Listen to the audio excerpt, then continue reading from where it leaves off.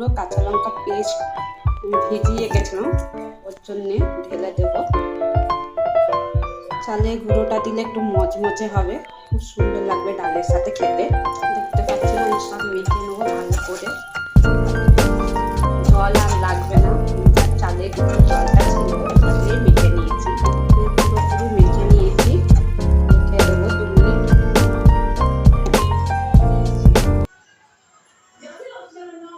দিয়ে দেবো তেল, অল্পই দেবো। এখানে আমার তেল গরম হয়ে গেছে, একে একে ছেড়ে দেবো।